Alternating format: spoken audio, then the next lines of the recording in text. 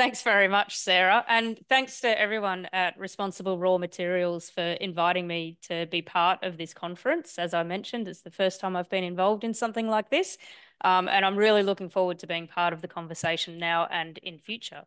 Um, I would also like to acknowledge that I am speaking to you from Kaurna country in Adelaide in South Australia, and I would like to acknowledge the Aboriginal elders past, present and emerging. And as Sarah mentioned in the early on, the piece behind me in my background is inspired by Aboriginal people. So I hope you enjoy that as well as the slides and the talk. So what I'm going to talk about today is some work that I'm involved in on development of new drilling technologies for mineral exploration.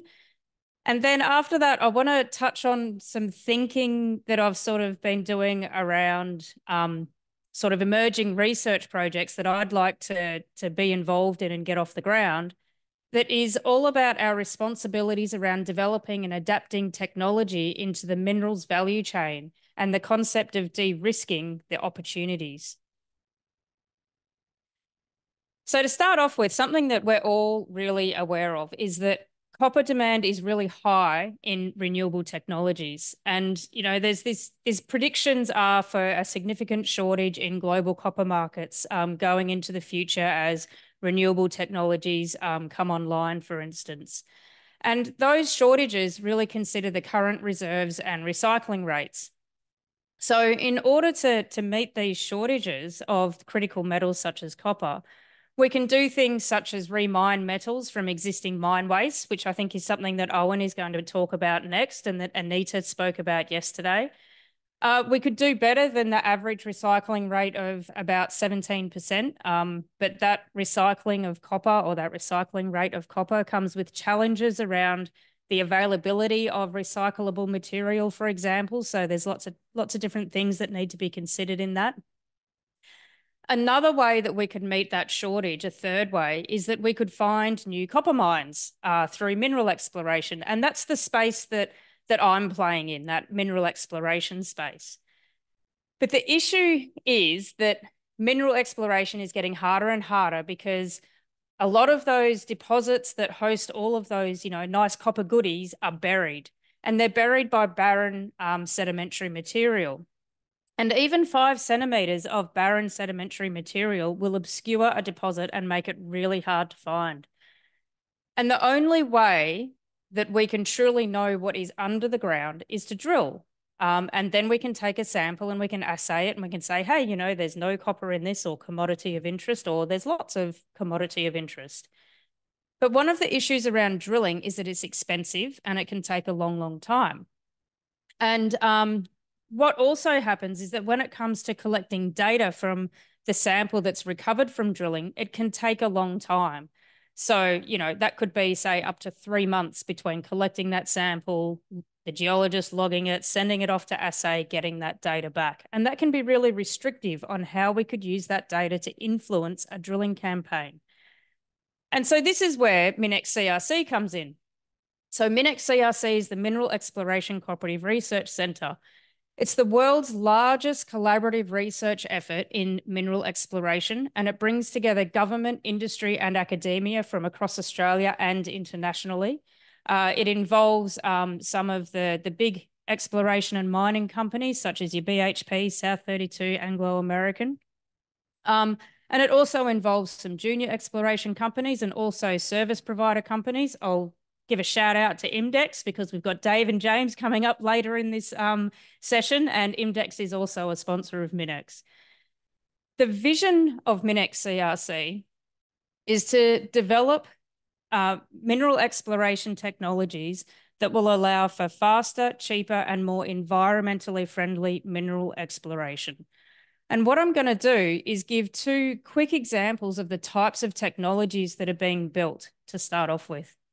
But first, what I want to do is also acknowledge that MinEx CRC only happens because of our sponsors. And so these are the participants of MinEx CRC, and we also have our affiliates of MinEx CRC. And without those companies, our CRC wouldn't happen. So the first of those technologies that I want to talk about is our drilling technologies. So I mentioned that drilling, it's slow and it can take a lot of resources. And so what MinEx CRC wants to do, or is doing, is developing a coiled tubing drill rig and an associated HPS, or hydraulic processing system. And you can see those two technologies in the photos that you can see on the slide there. The Roxplorer and HPS system, it's not intended to replace diamond drilling, but it's rather meant to be a rapid, cost-effective, and environmentally friendly option for drilling. So the Roxplorer rig, it produces a rock flour. So think of baking flour that, if you want to bake a cake, but it's grey. And it's got bits in it that are maybe up to about 5 millimeters size. Don't bake with it. That's a really bad idea. But that's the material that is produced from the Roxplorer. So it can be used for analysis of different kinds. This, of course, is nothing like, your gold standard diamond drill core. So that's what I mean, is that the Roxplorer system is not meant to replace something like your diamond drilling, but it will be an alternative to that. The Roxplorer drill rig has loads and loads of advantages. So the drilling itself is driven by a water-operated downhole hammer. So the drilling is happening at the bottom of, the drill bit is driven at the bottom of the drill hole, not at the top of the drill hole like what you would see in more conventional methods. So that means you haven't got any spinning parts up at the surface. Everything's happening down in the drill hole. It's really contained, so it makes it safer. The other thing that happens is that on the two pictures of the drill rig that you can see here, there's a coil, this big wheel. And what that is it's a coil of steel tubing. And as the drill bit goes into the ground, that wheel basically unwinds and the drill bit goes deeper. And then when you want to bring the drill bit up, you basically wind it back up. So it's really fast to actually bring your drill bit back to the surface. That coil tube removes all need for rod handling. So again, it's making the safety of drilling really improving the safety of our drilling. The rig itself is a lot smaller than conventional rigs as well. It actually uses a drill pad that's about 20 by 20 meters, which is around about half the size of a conventional rig drill pad, which would usually be, say, about 40 by 40 meters, depending on the drill rig and lots of other things. But yeah, but in general, it's smaller. We've also done multiple field trials with this technology in areas where or in areas that had previously been drilled using conventional diamond methods. And so we basically went in with the Roxplorer and we twinned the diamond drill holes so that then we could actually make direct comparisons in the use of resources between the diamond drilling and the Roxplorer drilling. And the cost comparison showed that the drilling with the Roxplorer was significantly cheaper than the conventional drilling. At times, it was less than half the cost. And when it came to a comparison of the consumed resources of the Roxplorer versus conventional drilling, we saw that the Roxplorer used about 5 times less diesel. Now, convert that into carbon dioxide production and, more environmentally friendly, significant impact. The Roxplorer used 7 times less water. And that's because the Roxplorer and the hydraulic processing system are a closed system. So the water basically goes down the drill hole, drives the downhole motor, comes back up with the sample, goes through our HPS system, the sample is removed, the water is cleaned, it goes back down the drill hole. So we've got this closed system.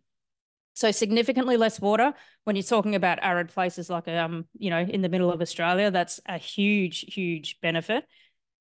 Also, the Roxplorer used 5 times less drilling additives. And on top of that, we've got a research project within MinEx that is looking at developing drilling additives that are biodegradable. And so therefore, they're more environmentally friendly. So there's all sorts of benefits with the Rock Explorer that's being developed here. Another technology that second technology I briefly wanted to touch on is the is downhole sensor technologies. And this is a project that MinEx is involved in, along with a few some other companies as well. But given MinEx is here again, I'll say hi to Dave and James. Um, so what this project is looking at addressing is this challenge that I mentioned earlier, where that time between drilling and getting geochemical data back to the geologist can be really extensive. It can be 3 months. So we are looking at developing an instrument that, you know, blue sky kind of ultimate dream would be that this instrument would sit behind a drill bit.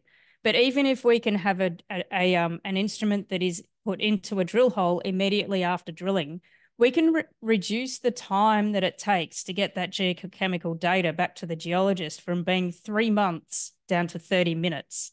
Okay, now that's a massive difference. That means that a geologist could use that data to understand the geology that they're drilling straight away. Is this area that they're drilling actually worth the effort? Should they stay and be exploring for the commodity that they're looking for? Or should they just pull out and just don't drill the rest of the targets that they'd actually had decided that they might drill? So it kind of starts to impact on things like land use as well. So the instrument here, it uses LIBS, which is laser-induced breakdown spectroscopy. The advantages of LIBS are that you can do really rapid analysis. There's no sample preparation. LIBS can operate in remote, harsh environments. LIBS is the instrument that's used on the Mars rover. So, you know, talk about a remote, harsh environment. And LIBS can also analyze all elements on the periodic table. So I think, was it yesterday, there was a few talks that were talking about lithium, and LIBS is an instrument that can measure lithium, which can be a bit of a challenging element to measure. So what we've also got kind of running alongside this idea of being able to collect or really quickly collect geochemical data is we've also got projects that are focused on understanding how we would treat this voluminous geochemical data we could get and from the LIBS instrument, and then rapidly analyze and interpret that data so that we understand really quickly what's happening in those rocks that are being drilled. And like I said before, you're starting to raise flags if something interesting is actually being seen in the data. And so then together, you know, when you put things like these downhole sensor technologies together with our Rock Explorer drill rig, we've actually got the potential to change the way that we're actually going to be undertaking mineral exploration for critical commodities such as copper in future. Now, this is all really interesting and it's all really motivating. But this is where kind of, I don't know, it's these thought processes, I think, and this interest in future areas and you know, we've got to make sure that we're doing the right thing now, but also for in the future. And so this is where the responsible part of my talk title comes in. So the resources industry, it's one of the fastest sectors in adapting technologies that will change its operation and you know, how we actually do things across the whole mineral value chain. But the question that I've sort of started to ask myself is, you know, do we have a responsibility to think about the sustainability of the technologies that we're developing? You know, what's the risk associated with the opportunity of that technology? Now, you're probably all thinking, why is there a Wi-Fi symbol in my face right now? Okay, now, bear with me. I'm using a bit of an extreme example here. And I'm using this example because I'm assuming that we can all relate to this immediately. We can all relate to Wi-Fi. Now, Wi-Fi has really obvious positive benefits. You know, it's a technology that's been around for 20 or 30 years. I'm not actually sure how long Wi-Fi has been around. It feels like forever. But it's reasonably new when we think about, you know, where we are in today's society. And so the positive benefits of Wi-Fi are things like, you know, it provides us with wireless connectivity so we can access online resources from various devices like our phone or from our laptop with huge amounts of flexibility, and it's super convenient. It allows us to have seamless communication and collaboration. I'm using Wi-Fi right now on my laptop to be part of this conference. And Wi-Fi is becoming something that's really critical in those sort of like interconnected ecosystems that feed data into the Internet of Things. So it's a really critical, beneficial technology. But what about some hidden or unexpected negative consequences of a technology such as Wi-Fi? So, for instance, some people would be concerned about potential risks associated with long-term exposure to electromagnetic radiation that's associated with Wi-Fi. You know, you could argue for or against that one. One of the issues of Wi-Fi is that sensitive information and personal data can be compromised over Wi-Fi networks because they're vulnerable to hacking. There might even be unauthorized access over Wi-Fi networks that leads to Zoom bombing, something we were talking about within this group before, or within the presenters today before we came on. So, you know, it's, you know, and something like that can happen because of people coming in through Wi-Fi networks. One could also argue that the connectivity of Wi-Fi can contribute to digital addiction. And so that's where we know there's serious effects on physical and mental health. So there's all of these potential negative benefits to this technology. Did we really think about that when Wi-Fi actually came online? So the same the same questions can sort of be asked with the new and emerging technologies in the resources industry. So, for example, when it comes to the Rock Explorer, or when it comes to automated trucks in mines, what are the impacts on education to supply a trained workforce? What are the impacts on job equity, workforce diversity? What's the impacts on cities and regional centres and the way that people view their social space? And I think, you know, these types of questions, I think, are ones that I think we need to really start to clearly consider as we sort of, you know, really adapt all of these technologies in Industry 4.0 and even start moving into Industry 5.0. So that's a bit of an overview of what we do within MinEx CRC, the technologies we develop. And that's a bit of my sort of insights, or my thoughts, into what I think about responsibility and technologies and sustainability. So thank you very much, Sarah. Awesome. Thank you so, so much, Caroline. Round of applause, everybody, for the fabulous Caroline Tiddy. Excellent. Fantastic.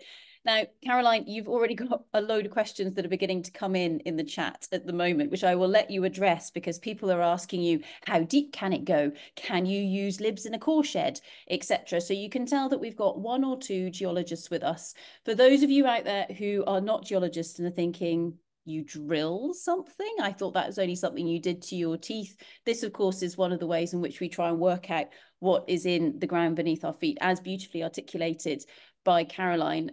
Caroline, one very quick question for me before we bring Owen to the stage.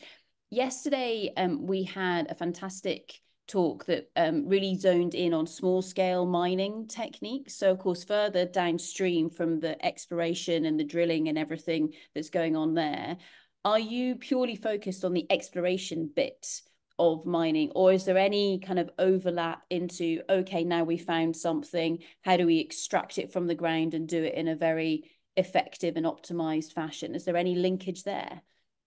Yeah, it's certainly the utilization of the technologies that we're developing within MinEx has primarily had a mineral exploration focus. But there's certainly been conversations about how the different technologies could be applied to different parts of the minerals value chain, specifically within mines, and be they big or small mines. So yeah, without a doubt, there's potential opportunities there for us. Yeah. And then, I mean, so kind of in my mind, it's almost like we're creating all these awesome bits of kit that are like little modules. So they're almost like Lego bricks that you kind of configure to say, okay, what do I need for this area? What does this mean with regards to permitting? Because obviously permitting can be one of those areas that slows things down. Does this reduced footprint that you have in your awesome drill that you've been developing, does that mean it's easier to get permits, or is this an avenue of delight that still needs to be explored?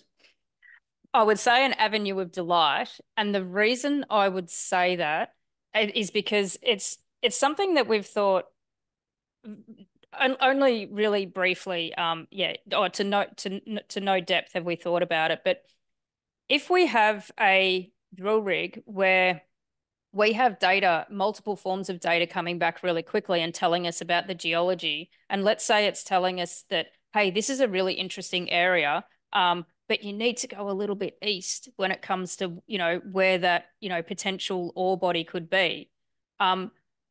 If you were able to just have no restrictions and just go and drill, then you would be able to utilize that technology to its fullest extent.